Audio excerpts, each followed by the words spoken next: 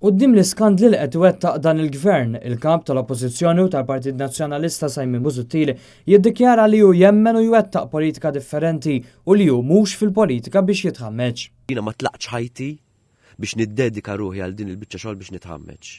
Din id-dikjarazzjoni l-kap tal-Oppożizzjoni għamilha meta kien qed jiġi intervistat fil-programm Għandi xi ngħid li fih tkellem dwar diversi skandli li qed iwettaq il-gvern fosthom l-iskandlu ta' Gaffarena, tal-Cafe Premier, tal-eks uffiċjal tal-Pulizija Daniel Zammit, tal-kiri ta' proprjetà tal-General Workers Union lill-Arms u tal-Visas.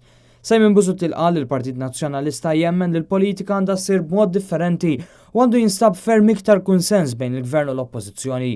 Il-fatti huma, sostna Simon Busuttil, li l-Oppożizzjoni li qed toffri kunsens lill-Gvern fuq diversi suġġetti. Fl-intervista Simon Busuttil esprima determinazzjoni li minkejja tfixkil kollu li qed jipprova jagħmel il-Gvern, l-Oppożizzjoni se tibqa' determinata li tikxef l-iskandli li qed iwettaq il-Gvern Laburista. Il-ħmiġ kbir, it-tajn kbir illi waqa' fih u minix ser nieqaf, nassigurak, minix ser nieqaf sakemm xi ħadd x'imkien f'pajjiżna jerfa' ir-responsabilità politika aktar u aktar meta tqis li dan il-gvern tela propju fuq dik lajta.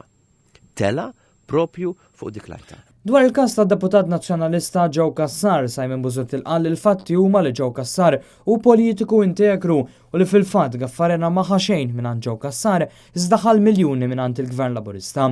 Mhux hekk biss iżda l-familja Gaffarena ngħatat ukoll permess tal-ftuħ ta' pompa tal-petrol illegali f'Għall-Qormi li ma permess qed jinżamm minn Gvern Nazzjonalista minħabba bini illegali.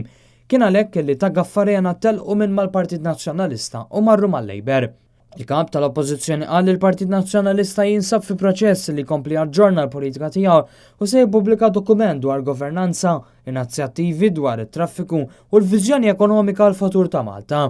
Nar fil-waqt li se jinbeda proċess ta' konsultazzjoni biex il-Partit Nazzjonalista jaġġorna u jifformula l-politika tiegħu dwar l-ambjent.